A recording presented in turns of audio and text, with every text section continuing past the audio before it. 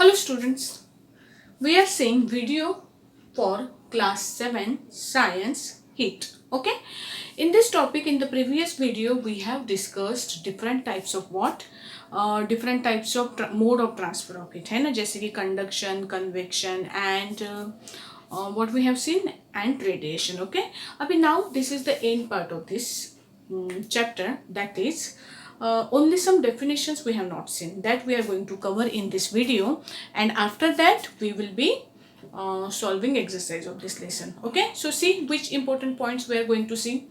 The first is conductor of heat. Conductor of heat, जैसे देखो heat जो है, हीट सब्सटेंस कंडक्शन से ट्रांसफर होता है. जैसे हमने चम्मच का एग्जांपल लिया था ना, चम्मच स्टील का, जब वो आपने किसी कंटेनर के अंदर में रखा और वो कंटेनर अगर आपने गैस के ऊपर रखा तो कुछ देर के बाद में उसका दूसरा एंड भी क्या होता है, हीट होता है. ये हमने देखा है, बराबर है. फॉर एग्जांपल ये जो चीज़ है, इसको अगर मैंने हीट की तो हीट धीरे धीरे ट्रांसफर होकर थोड़ी देर के बाद में ये एंड भी क्या होता है, गर्म होता है. लेकिन क्या ये हर इस चीज़ के बारे में, ये फाइबर का है, क्या इसको अगर मैंने इधर से हीट किया थोड़ी देर बाद इधर से हीट होगा क्या? इधर की साइड जल जाएगी, लेकिन यहाँ तक हीट ट्रांसफर नहीं होगी. तो ऐसे भी कुछ सब्सटेंसेस है जिनमें से हीट एनर्जी ट्रांसफर नहीं कर सकती. Okay, so depending upon this we classify substance into two categories. Number 1 is conductor of heat and number 2 is insulator of heat. Okay, so what is the meaning of conductor of heat? A substance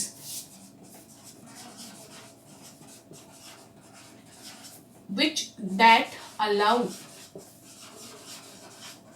heat to transfer through it.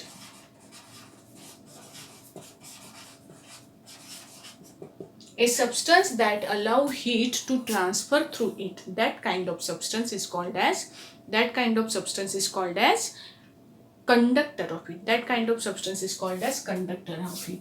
जैसे steel है, iron है, copper है, और जितने भी metals आपको पता है, all metals are good conductor of heat. उनमें से हीट ट्रांसफर होती ही है.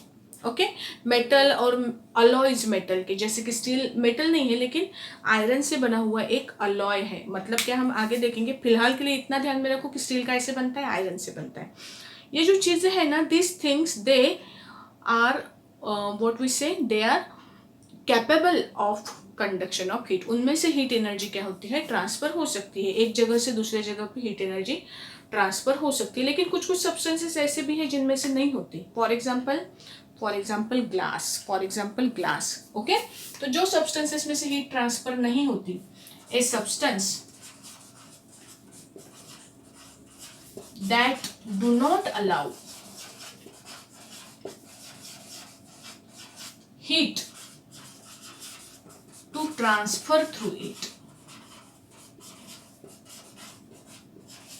A substance that do not allow heat to transfer through it is called as insulator or bad conductor of heat. इसका एग्जाम्पल आप लिख सकते हो, ग्लास एंड प्लास्टिक. ग्लास और प्लास्टिक ये दो सब्सटेंसेस ऐसे हैं कि जिनमें से हीट एनर्जी ट्रांसफर नहीं हो सकती. अगर आप किसी एकदम गरम दूध अगर आपने किसी का ग्लास में रखा फॉर एग्जांपल, और उसमें क्या होता है पता है क्या, अंदर की साइड उसकी जो हीट की एक इम्पॉर्टेंट प्रॉपर्टी है कि हीट के वजह से सब्सटेंस एक्सपांड भी होता है. ओके, अंदर का ग्लास एक्सपांड हो जाएगा लेकिन वो हीट बाहर ट्रांसफर नहीं हो सकती. इसके वजह से वो ग्लास जो है वो क्या होता है, ब्रेक होता है. क्या होता है, ब्रेक होता है. टूटेगा लेकिन हीट ट्रांसफर नहीं करेगा. Why? Because it is insulator और bad conductor of heat. Okay, कौन सा, ग्लास है और प्लास्टिक है. These two substances are bad conductor of heat. Okay, now see next two definitions are land breeze and sea breeze. इसके लिए explanation के लिए हम क्या कंसिडर करेंगे, हम दो कंडीशंस कंसिडर करते हैं. सपोज कि ये है सी, ये सी है आपका और ये लैंड है. दिस इज लैंड, ये वाली यहाँ पे पेड़ वेड़ है थोड़े से, और ये है सी, है ना. अभी इसके हम दो कंडीशंस कंसिडर करते हैं, day time and night time. This is day time, this is night time. This is land, this is sea. Okay, this is night. तो अभी देखो सिचुएशन क्या है। जब दिन होता है, लैंड और वाटर में कंपैरिजन अगर आप करोगे तो डे टाइम में land becomes hot quickly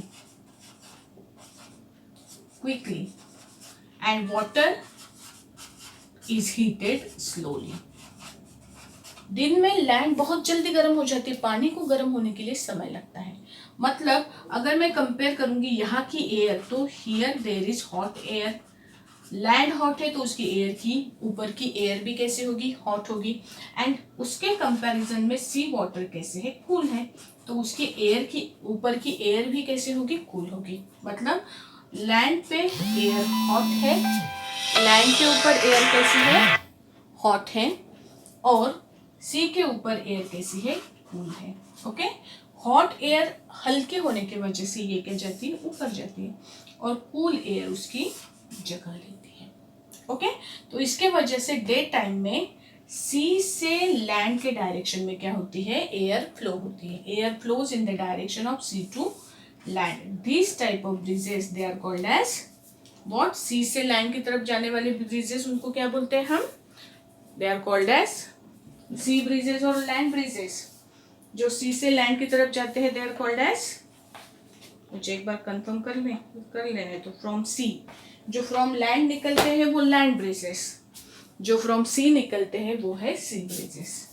these are sea से निकलने वाले breezes, they are called as sea breezes.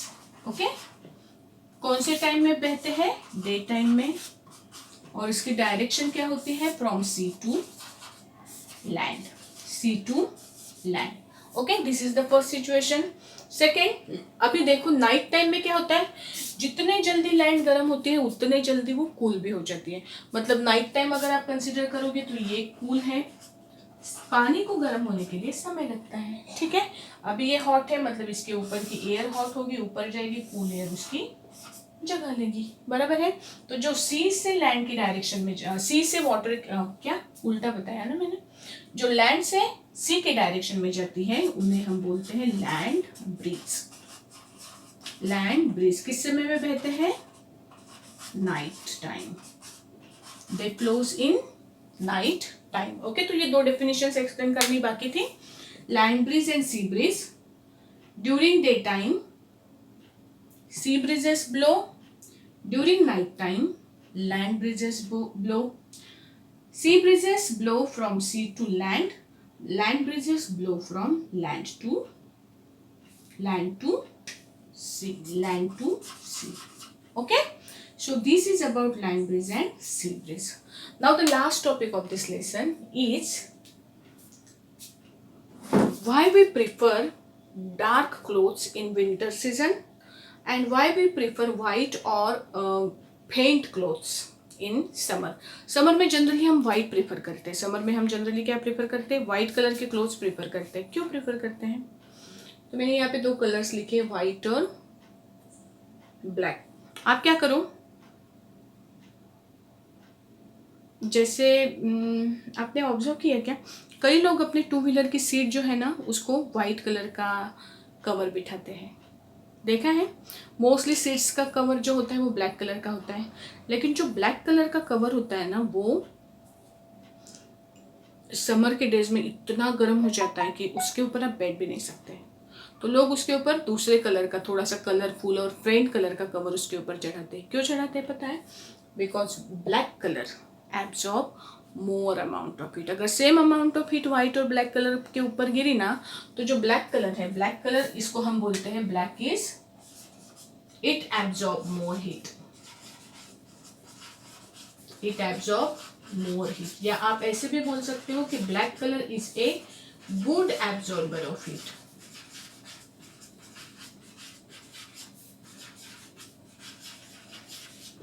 Black colour is a good absorber of heat. ये ज्यादा अमाउंट ऑफ हीट एनर्जी इसके ऊपर गिरेंगी, ये क्या करता है, उसको एब्जॉर्ब कर लेता है। Okay, it absorb more amount of heat. इसी वजह से हम विंटर के डेज में ब्लैक कलर के कपड़े पहनते हैं ताकि हमें ठंडी ना लगे। मतलब या तो वुलन क्लोथ्स पहनो या ब्लैक पहनो। वुलन क्लोथ्स से बेटर है ब्लैक कलर के पहनो, मतलब थिन कपड़े अपने बॉडी पे होंगे और हमें फिर भी ठंडी नहीं बजेगी.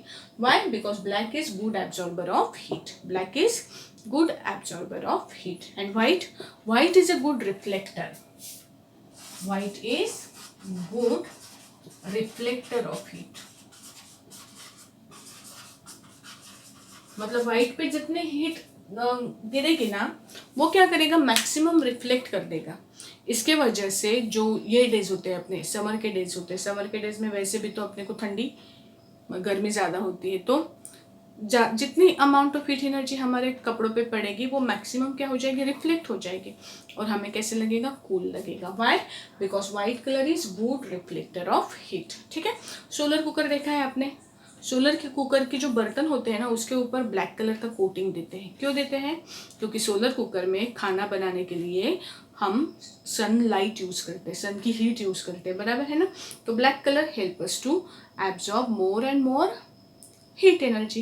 So that is why the utensils of solar cooker, they are coated with black color. Okay, so this was the overall discussion related to heat. Okay, यहाँ पे हमारा हीट ये लेसन क्या होता है, फिनिश होता है. नेक्स्ट वीडियो में हम क्या करेंगे, इसकी एक्सरसाइज करेंगे और